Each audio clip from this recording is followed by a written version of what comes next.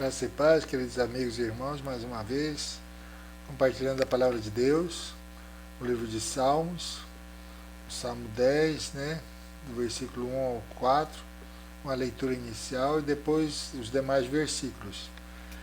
O tema vai ser a soberba e esse título poderia ser o Salmo do Anticristo, embora muitas Bíblias tragam a derrubada dos ímpios, como título desse salmo. Algumas considerações iniciais: existem muitas semelhanças entre o Salmo 9 e o 10.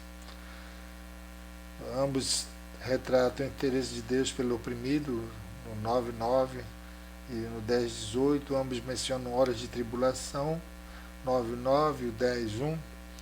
Ambos clamam a Deus: levanta-te, 9:19 e 10:12. E o mais importante, ambos asseveram que Deus não se esquece do clamor, do aflito, do pobre, 9:12 e 10:12. Esses dois salmos provavelmente são melhor compreendidos à luz de suas semelhanças. Muitos estudiosos entendiam que era apenas um salmo, Ambos eram como se fosse um salmo só. O Martim Lutero, comentando sobre esse salmo, diz assim o seguinte, que não há um salmo que descreva a mente, as palavras, os métodos, as obras e, consequentemente, o destino com tanta perspectiva e propriedade como este salmo, do soberbo. Ainda se referindo ao salmo, este salmo, portanto, é um tipo, um modelo, uma descrição desse homem, que ainda que seus próprios olhos ou de outras pessoas pareça ser magnífico, é detestável aos olhos de Deus. Tanto Agostinho quanto os sucessores consideravam este salmo como o salmo do Anticristo. Então, rapidamente, 4 verdades sobre esse salmo, facinho da soberba, vamos falar sobre soberba, então facinho. Ela gera um fascínio, soberba, senão ninguém ia querer ser, acho que é arrogante. Existe fruto, frutos da pessoa arrogante. A árvore boa dá bons frutos, a árvore má dá maus frutos. Então existem os frutos, mas haverá o fim, o fenecimento de todos que levantam a bandeira da arrogância. Então, a primeira coisa, nós vemos que existe esse fascínio. A pessoa se torna soberba porque alguma coisa a atrai. Certa pessoa, Edward Payson, falou assim, olha, o orgulho, a soberba, causou a queda de Lúcifer do céu. Ele foi a primeira vítima. Como segunda vítima, segundo um casal, foram os nossos pais, no Jardim do Éden. Olha, vocês serão como Deus. Então esse desejo de ser como Deus, como Altíssimo, no caso de Lúcifer, exatamente, vai lá em Isaías, 14, Ezequiel 28, olha, eu serei como Deus. Então esse foi o motivo da queda de Lúcifer. Da eternidade passada até um determinado momento, ele estava com Deus, um querubim, mas algo aconteceu em seu coração, de alguma forma a soberba tomou posse de Lúcifer e assim ele foi expulso. Mas essa soberba, esse fascínio pela soberba, ela se dá em algumas áreas. A primeira é a área da prosperidade. No Salmo, vamos acompanhar, versículo 5, são prósperos em seus caminhos em todo o tempo. Então a primeira coisa que nós vemos, por que as pessoas se tornam arrogantes? Porque existe um fascínio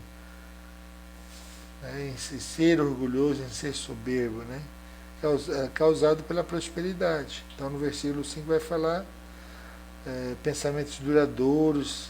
Temos, alguém disse isso, Stephen Charnock, temos pensamentos duradouros sobre coisas transitórias e pensamentos ondulantes sobre o que é eterno. Então o que é eterno a gente pensa muito pouco, o que é transitório a gente pensa uma eternidade.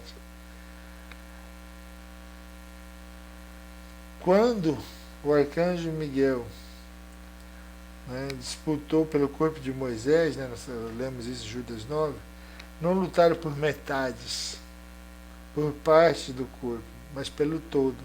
Semelhantemente é isso que acontece. Né? Quem vai vencer a batalha pelo nosso coração?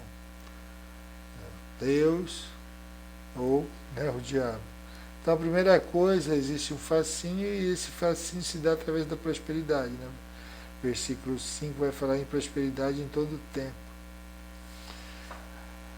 Outra coisa que é fascinante, né, para o soberbo, e ele deseja isso, é exatamente o estilo de vida. Né? Pessoas que têm condições, elas têm um estilo de vida muito melhor, né, do que outras pessoas. E Salmo 73 vai falar assim com tremenda profundidade exatamente sobre isso. O Salmo 73, o problema da prosperidade dos maus, né, tem aqui no estudo dessa Bíblia, versículo 4 e 5, para eles não há preocupações, o seu corpo é sadio e nédio, nédio quer dizer brilhante, que reluz.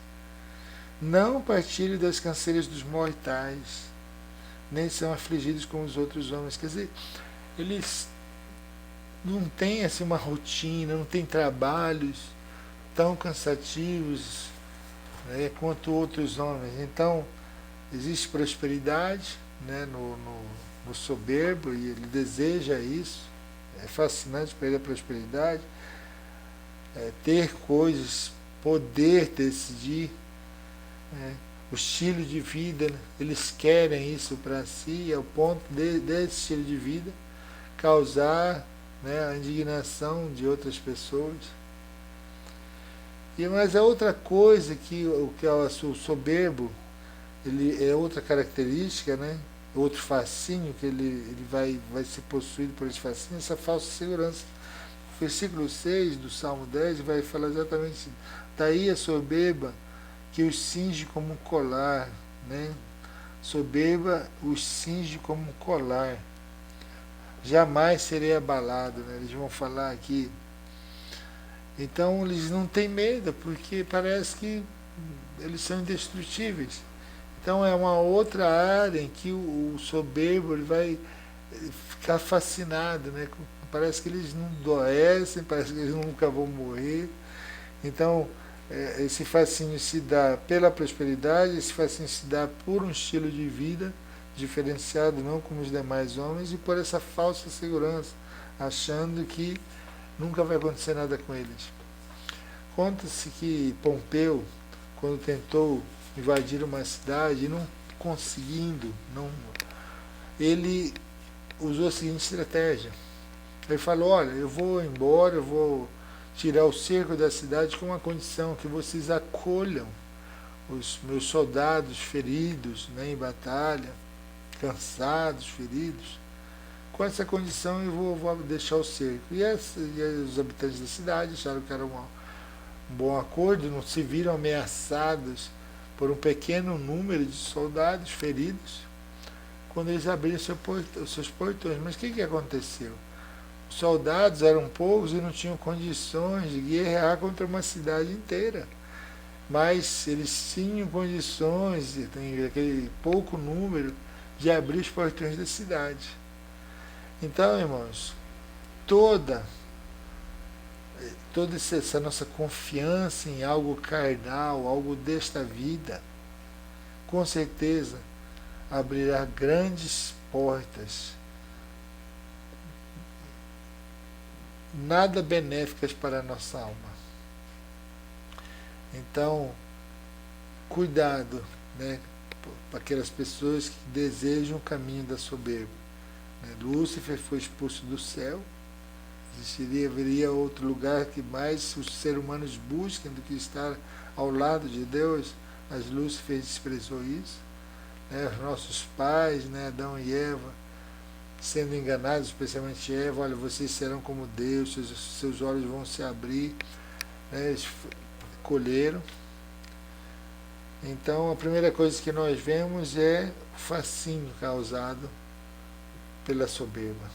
Mas a outra coisa é seu fruto, né? toda árvore boa dá bons frutos. Toda árvore vai dar algum tipo de fruto, bons ou maus. Então, o fruto, os frutos da soberba, a primeira coisa no versículo 4, nós vemos que existe um desinteresse espiritual, desinteresse pelas coisas de Deus. O versículo 4 vai dizer: perverso na sua soberba não investiga, que não a Deus são todas as suas cogitações. Então, para quê? Eu não creio em Deus, eu creio no dinheiro, creio na minha fortuna, creio nas minhas fazendas, nas minhas posses, né? Então, o desinteresse pelas coisas de Deus. E a primeira coisa é exatamente, olha, não existe Deus. Né? Não há Deus, são todas as suas cogitações. Adalto Lourenço, um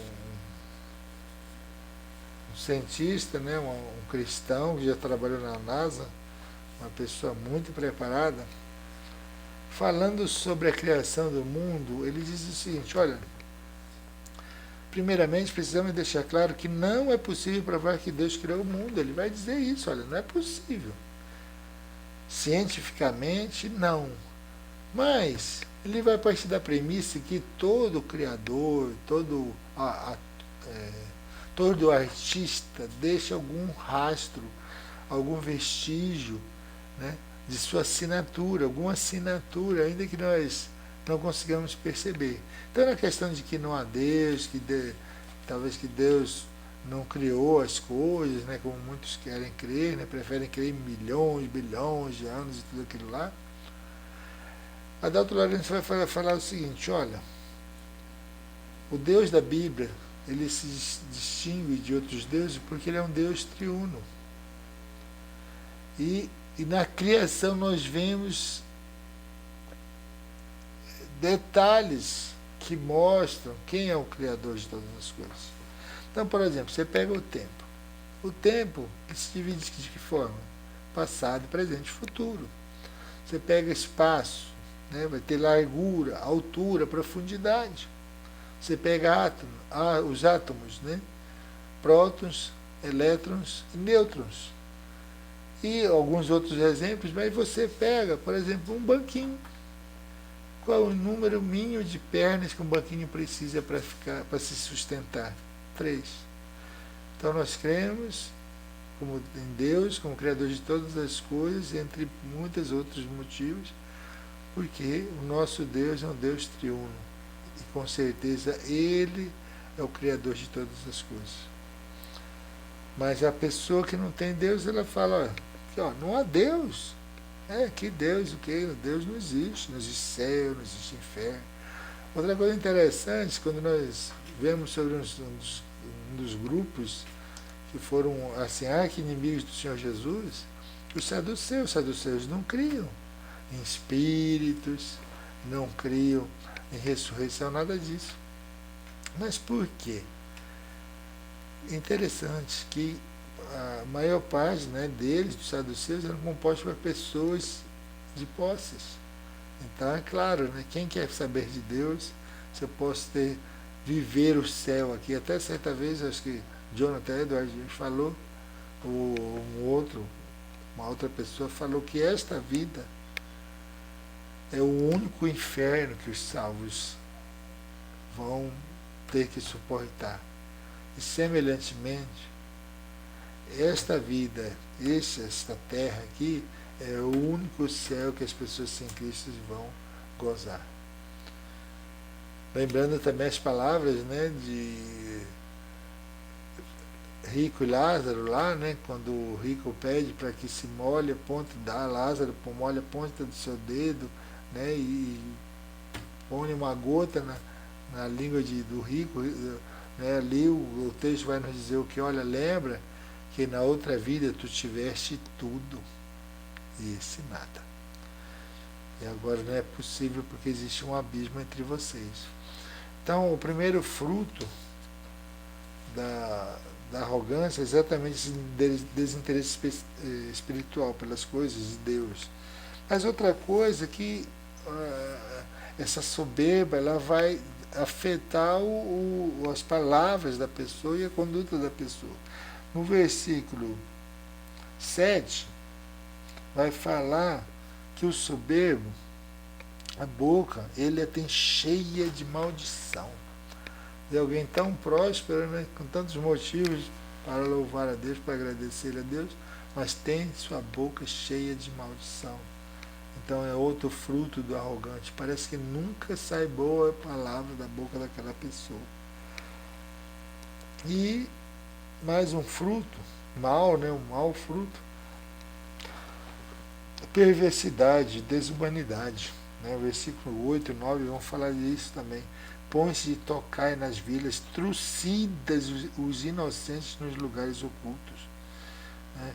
Ele está de emboscada como leão na sua caverna. Então, a soberba, ela causa um fascínio, ela vai gerar maus frutos, né? Desinteresse pelas coisas de Deus.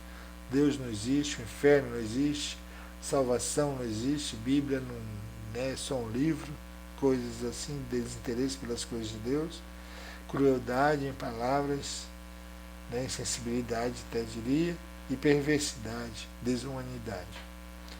Mas, se a soberba exerce um fascínio, se ela tem seus frutos, com certeza ela há de ter o seu fim, né? Seu fenecimento. Versículo 12, né, nós vamos ler aqui no Salmo 10. Por que razão despreza o ímpio a Deus, dizendo no seu íntimo que Deus não se importa? Não, versículo 13. Levanta-te, Senhor, ó Deus, ergue a mão. Então, tanto levanta-te como ergue a mão, é um grito, né? Um grito de basta, de chega. E nós podemos dar esse grito e podemos ter essa confiança, irmãos. Versículo 14 aqui vai dizer, porque Deus está vendo, porque tu tens visto, porque atentas ao trabalho e à dor. Existe, né, um salmo que fala que o olho que vê e o ouvido que ouve, ambos fez o Senhor. Então, essa certeza que nós podemos ter é que Deus não é surdo, Deus não é cego. Ele haverá de pedir contas. Então, Deus está atento. Por isso que nós sabemos que um dia vai acabar. Minha mãe sempre dizia, não há bem que sempre dure, mas nem mal também, o mal que nunca se acabe. Vai acabar porque Deus é eterno, né? Os maus homens não. No versículo 16 vai dizer, 10, 16, o Senhor é Rei eterno, da sua terra somem-se as nações. Então, com certeza, essas pessoas mais serão arraigadas da terra. E como Jonathan Edwards falou, essa terra que jaz no maligno, essa vida, é o único inferno que o salvo vai experimentar. E essa vida boa para muitas pessoas é o único céu que eles vão gozar. Então, está chegando ao fim, vai chegar ao fim, né? Esse tempo de soberba, de vitória dessas pessoas. Mas, falando mais uma vez, Deus é eterno, o homem é finito. O versículo 10, 18 vai dizer o seguinte, para fazer justiça ao órfão e ao oprimido, a fim de que o homem que é da terra é finito. Vai ver 50, 100 anos para tomar vitaminas, complementos, complexos, né? Fazer operações, mas vai viver 100 anos, aí vai morrer. Eu passo que Deus é eterno. Eu passo que Deus, através de Cristo, nos reservou a eternidade. Então nós precisamos nos preocupar. E pegando emprestado mais uma vez as palavras do Salmo 73, né, da indignação contra a prosperidade dos ímpios, Salmo 73, versículo vai falar, tu me guias com teu conselho e depois me recebes na glória. Versículo 24, né, do salmista vai falar. No versículo 17, né, ele sentiu essa indignação, como acho que todos nós, em algum momento sentimos, do soberbo, mas é que Deus o consolou, confortou com as seguintes palavras, até que entrei no santuário de Deus e atinei com o fim deles. Nós sabemos o destino, né, do ímpio. E nós sabemos que nos aguarda em Cristo Jesus. Então, vem, Senhor Jesus. Deus abençoe os amados irmãos.